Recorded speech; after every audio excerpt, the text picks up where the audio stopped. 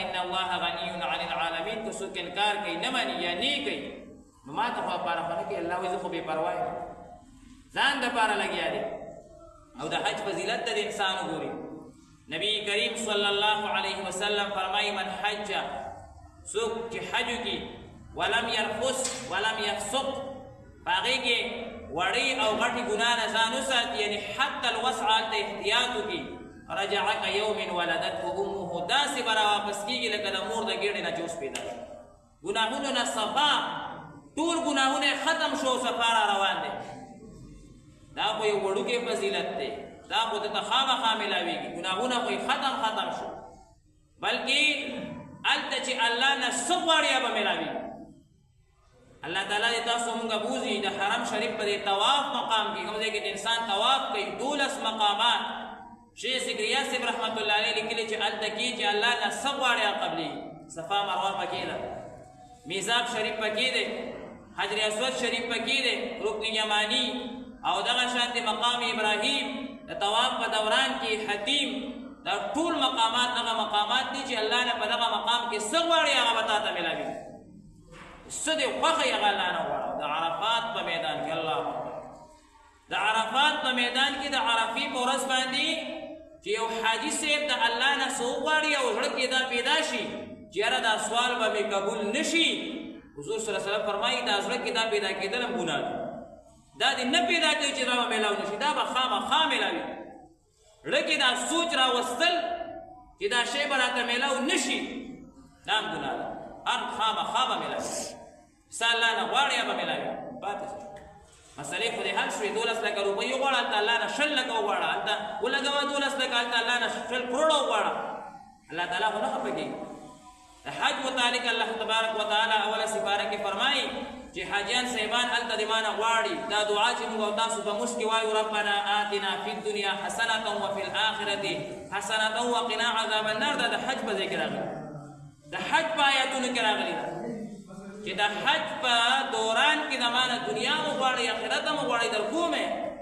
هر څه درته میلاوي بهرحال حج دا یو اهم عبادت دی نن زمونږ ډېر وروڼه هغوی چې ګمدینو لګیا دي او هغوی بانې لټوي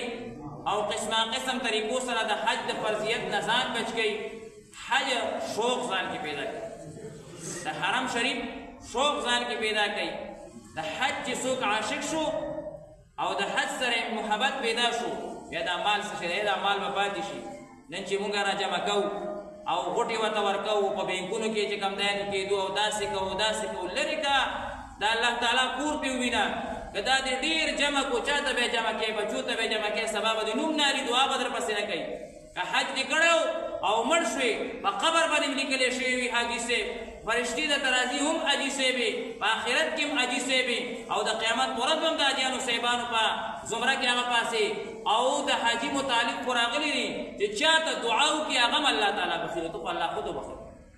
پیسې دې دپاره ولګوه الله تبارک وتعالی د حج عاشقانو واقعات وګوره چې حج څومره عشق سره خلکو کړی دی شیخ زکریا صاحب رحمت الله علیه لیکلي دي یو کس نه چا تپوس وکړو چې حج دې هغه کله وکړو حج چې څومره عمر دی وایي پته نه لګي چې څومره عمر مې و خو چې راتلمه نو ږیره مې ستوره وه او چې حج مې وکړو واپس کېدم او شیشه کې مې وکتل نو ږیره مې سپینه وه دومره وخت کې مې حج کړی دی زمونږ شیخ صاحب رحمت الله علیه شیخ العرب والعجم شیخ شیر علی شاه صاحب نور الله مرقده مونږ ته به درس کې فرمایل وایي بس اچانک مې شوق راوچت شو او دلته دارالعلوم حقانیه کې مې وایي درس کولو او مولانا عبدالحق صاحب ته مې وایي چې حج ته ځم وایي راته وایي کمقله دي در سره څه چې حج ته ځي تا سره پیسې د کوم ځای نه راغلي ما ورته وایي چې بس ځم بس الله به بندوبست وکړي وایي بس ایران ته مې ځان ورسولو ایران نه به بهري سفر بهري جهازونه تله بهري جهاز دپاره څه لږې ډېرې پیسې به پکار وي بس هغه چې کوم دی نو روان شومه